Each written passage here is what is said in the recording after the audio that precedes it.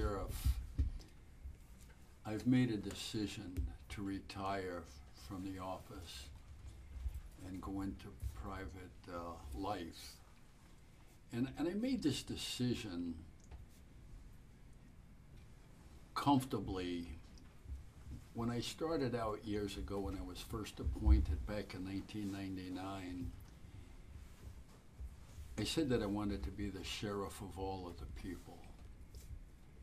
And I tried every single day to be that sheriff, to be there for the downtrodden, the mentally ill,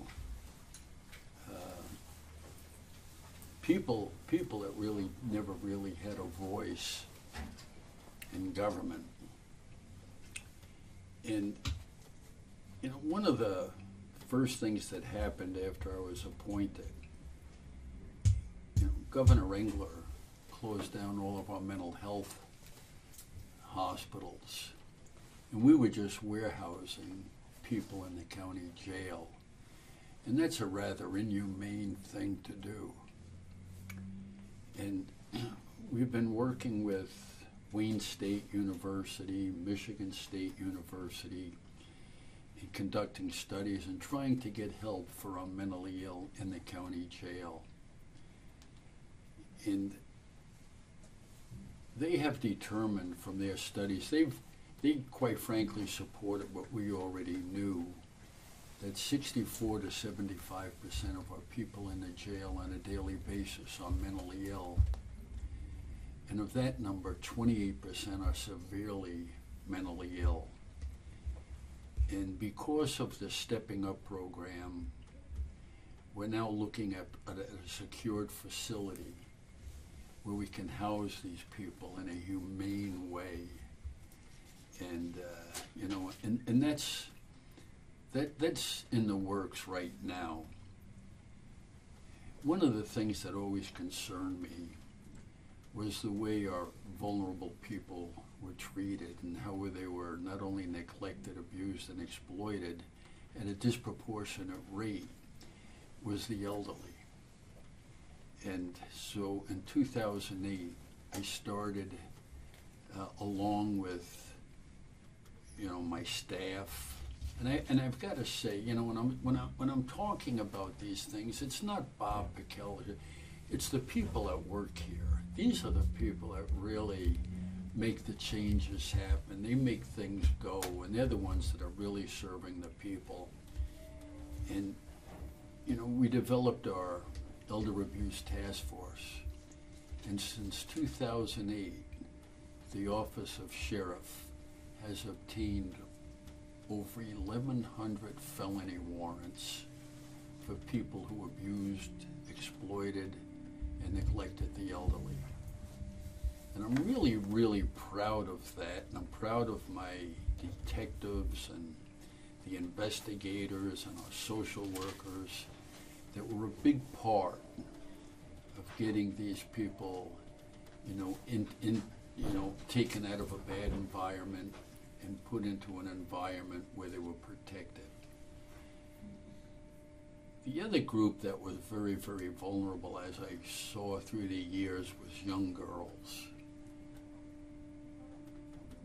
and even maybe younger women that got involved in a drug culture, or they were easily swayed, or they were having problems at home, and they became victims of human traffickers. And we developed, with the help of the Board of Commissioners, we developed a human trafficking task force. You know it as GHOST. And GHOST really is the men and women of the Sheriff's Department that are working to free women and young boys from the chains of these people. We've also, been out cleaning the work detail, simple things like cleaning up our streets, helping communities, working at the soup kitchen, the food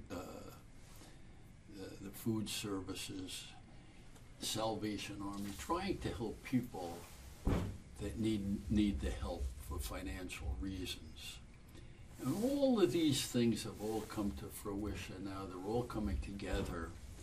And I feel like it's just a good time for me to go into retirement, enjoy my retirement, and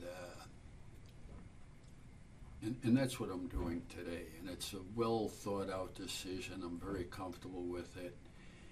And I really, really want to thank the men and women of my office for being there, for caring about the people, and making this what I think is the best law enforcement agency in the entire county.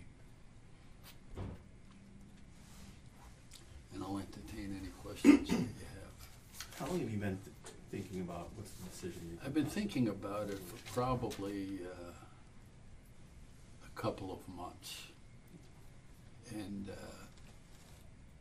I feel good that there's people in here too, that, you know, the captains, the lieutenants, the executive officers, that can make the office of sheriff run. And whoever gets the appointment to become the sheriff, that they'll be there and they'll help that person and work with that sheriff to help, you know, get them over the hump and get them to where they can really, really know what's going on in here. And it's just, you know, prior to coming here, I was in the CIA. I worked on 4 continents. Prior to that, I worked in a prosecutor's office.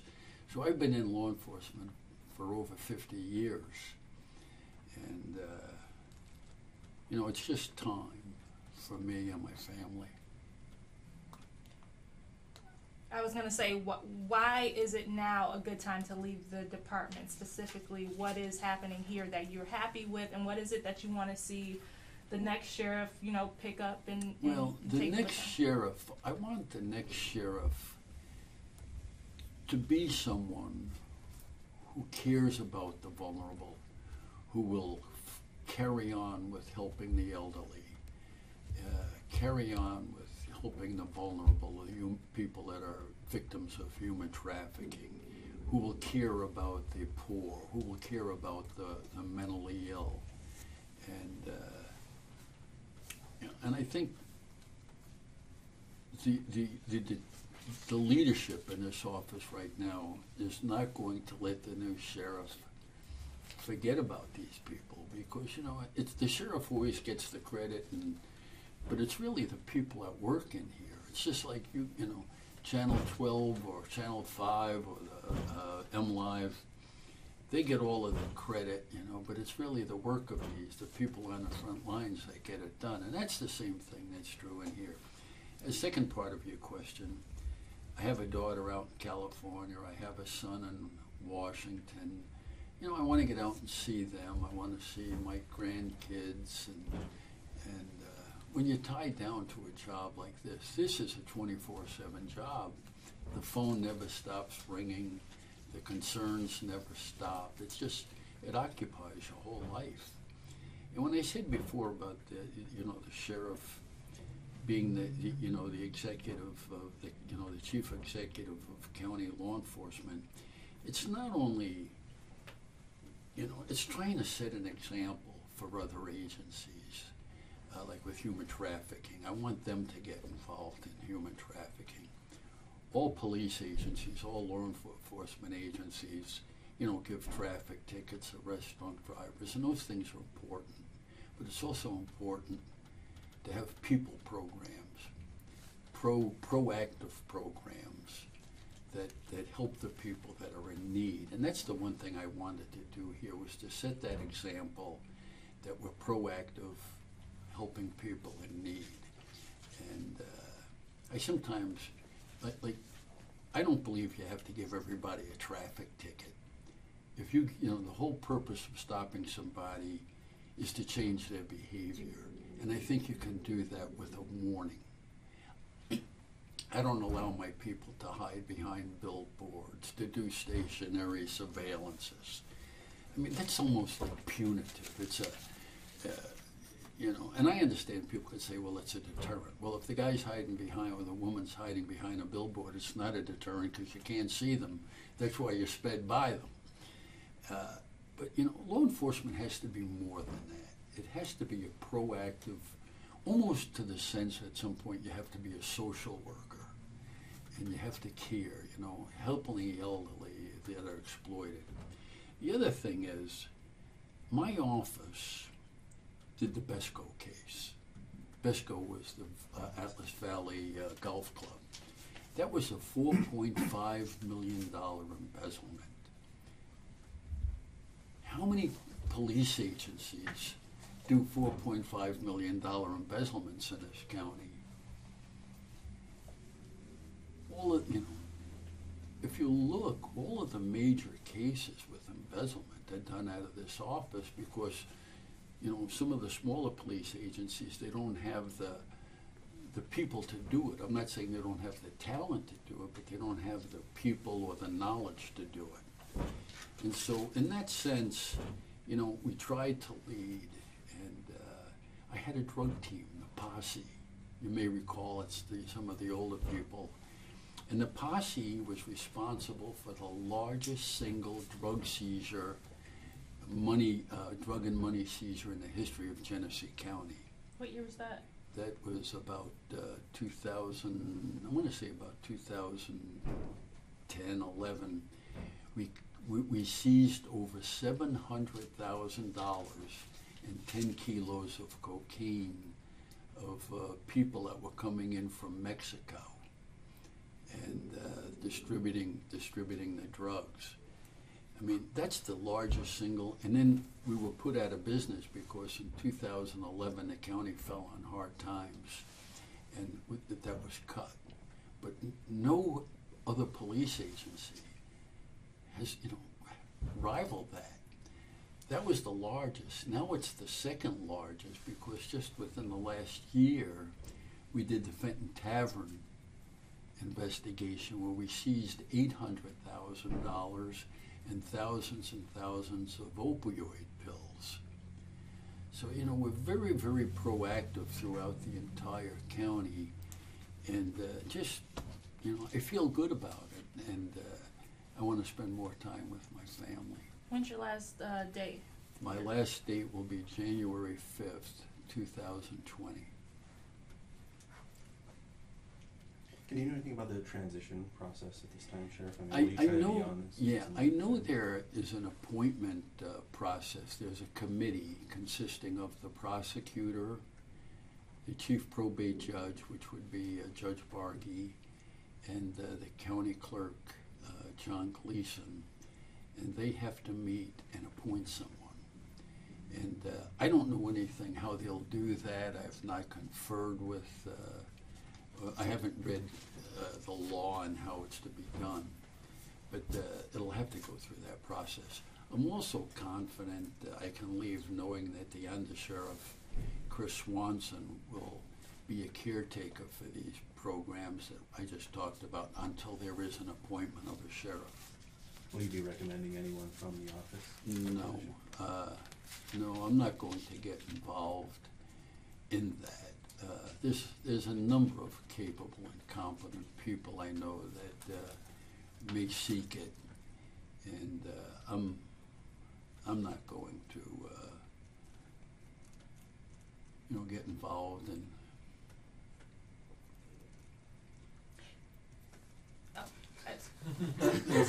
I was just one last question for me. Just if you could, you know, looking back on your career, a lot of achievements, but is there any one area where you wish that there was a different outcome, where you wish you could have, you know, gone the extra mile or done more?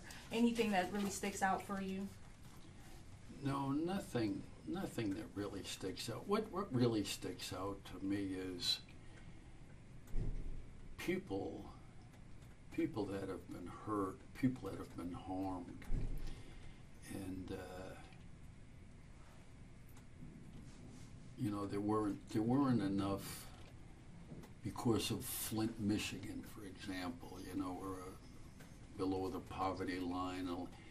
There wasn't the centers here for us to help those people.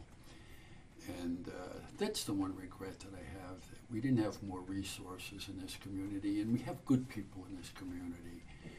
But, you know, and it seems like the people that are the more impoverished are victimized more often. And we just don't have all of the resources to help them. And that's my one regret, that we weren't able to help more people. And as I leave, you know, what I'm going to miss most is being able to help people. That's what I'll miss most. What is the first thing on your to-do list come January 6th? Probably go to California and spend some time with my daughter and granddaughter. And then, so you said you were first appointed in '99, is that to sheriff? That was the sheriff. So how long have you been in law enforcement? Okay, I was appointed for 2 years. I was an appointed sheriff.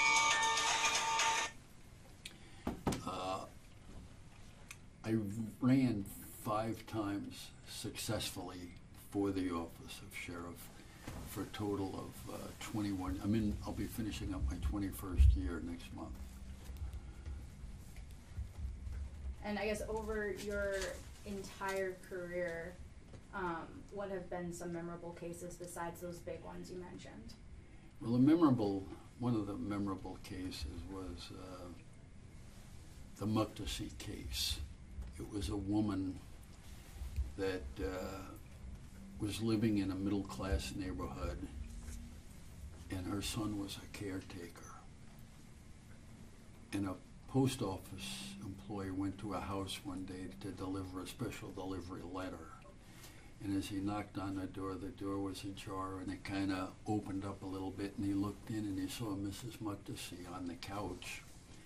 And as he walked over to the sofa, the couch, he noticed that it was covered with maggots, urine, feces. There was mice feces around there, human feces. And he walked outside and he called 911. And he reported it. And a young police officer came to the house, 21 years old. And Justice Frankfurter once said, "I can't define pornography, but I know it when I see it." This young police officer didn't recognize neglect and abuse when he saw it, and he couldn't define it. And we got in there.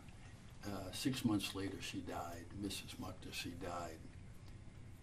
And my elder abuse, and prior to her calling the police, her son, who we charged with manslaughter, he hosed it down with a hose because he said he didn't want his mother wouldn't want the public to see her looking like that. And that was really spurred us on to start training frontline people, police agencies, and recognizing elder abuse, going to lending institutions. If elderly are coming and withdrawing large sums of money, you know, to put us on notice. So it was a wake-up call, I think, for the entire community. You know, and then I think the other thing is when you see the heartbreak of some of these young girls, 15, 16 years old, addicted to drugs and, you know, being used on the street and human trafficking for drugs. I mean, that's just heart-wrenching. It just tears at your heart when you see that, and their families and how they all suffer. You know, they used to say when I was younger, young policeman in Flint, there's nothing wrong with prostitution. The girls make a living at it, you know, but they're victims. Nobody wants to sell their body, and it's you know, they're not. There's no such thing as a victimless crime.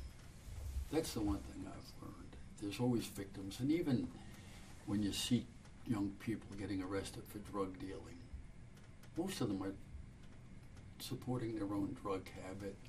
Their families are crushed by the fact that they've been introduced into the criminal justice system.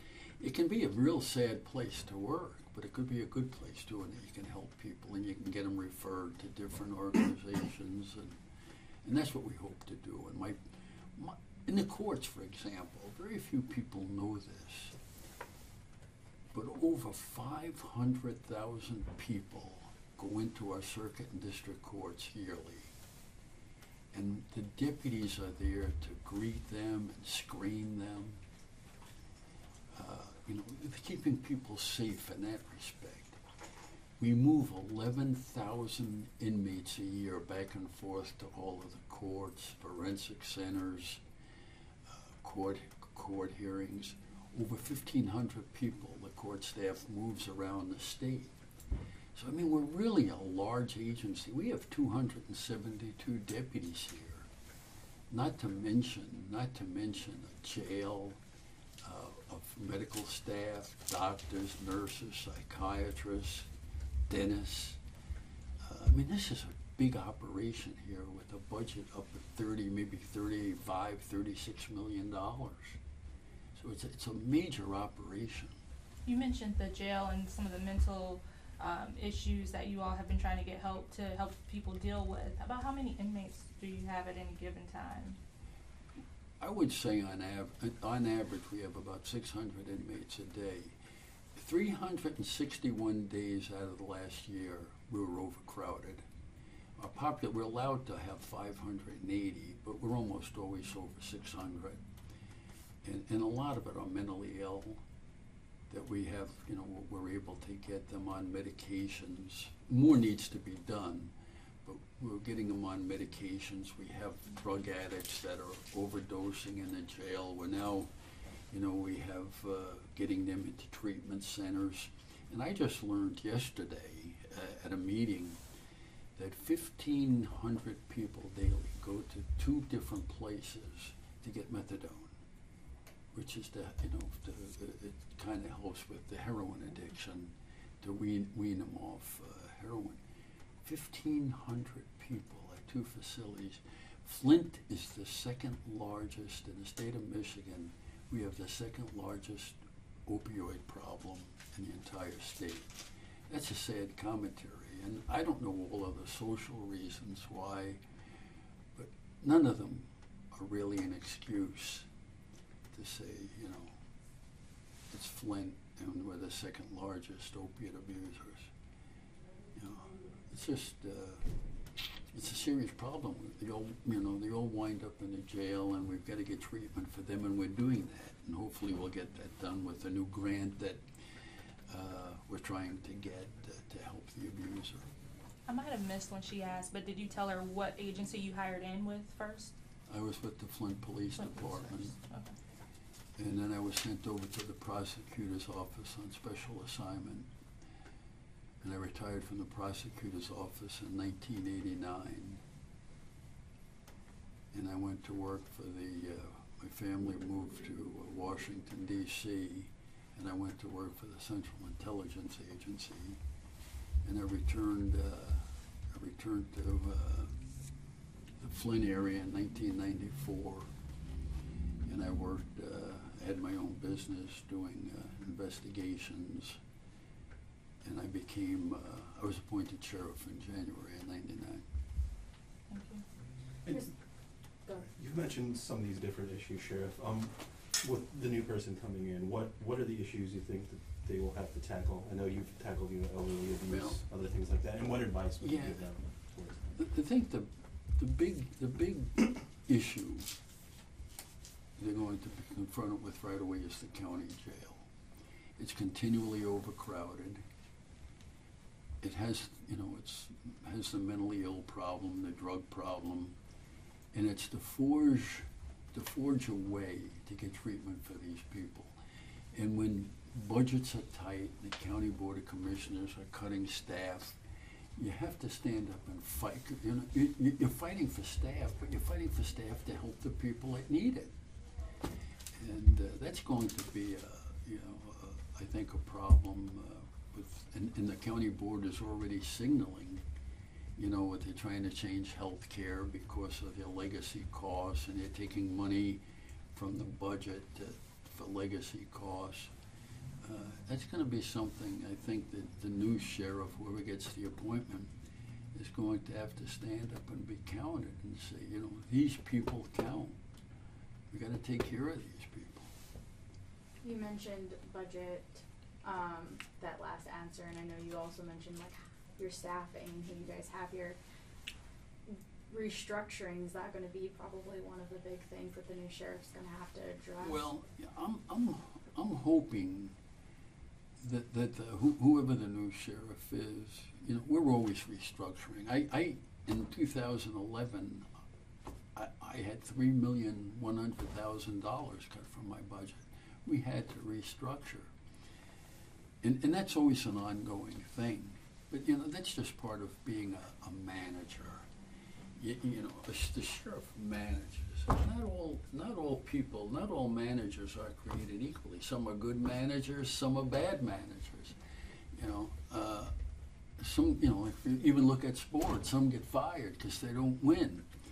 But here, you know, it's not a matter of, if you lose, the people lose. And that's what you have to be, you know. I hope the new sheriff will adopt my, you know, I'm the people's sheriff. You're here for the people. You're not here for you. You're not here to gain a retirement. You're not here to, you're here for the people because you believe in the people and you believe in the community. Will you stay in the area? I know you want to travel a lot, but are you going to still live around? Oh, I'm absolutely. I left the CIA to come back to Flint. I'm one of the few people that miss Flint, but I love it here. I love it here. I love the people here. It's, you know, you only have to be here a short time, even if you're from Hawaii, and you'll get to learn who everyone is. Do you see it as a more difficult climate now, Sheriff, for law enforcement, given kind of the heightened awareness of the public? Yeah, I do. But, you know, I think they always say the cream rises to the top. And when you look at television and you see police officers, you know, handcuffing 5-year-old kids and, you know, and you see it on TV, you know, those people don't belong in a police profession. People, it's just like, you know, people get into the police profession for all of the wrong reasons. But there's so many good ones that, you know, we lose track when we see something on television. Like yesterday I saw a young girl stole something from a store, and they had the mother and father in handcuffs. And I'm thinking, what the heck? You know, those are people that don't belong in the profession. But you have doctors and lawyers and people that, you know, you yourself see it maybe in your own profession, in the media, the people that just don't belong. But yeah, those are the things I hope that we can get better at. And I think we can. And when you stay in this business for a long time, it's because you really like it. You got to care for it. You got to care for the people. I saw on television the other day there was a young autistic boy, and all the police from Flint and Genesee County and fire trucks drove out to his house. And it was just heartwarming to see that young autistic kid jumping up and down with the big, that brings joy to your heart. You know, that's what it's all about.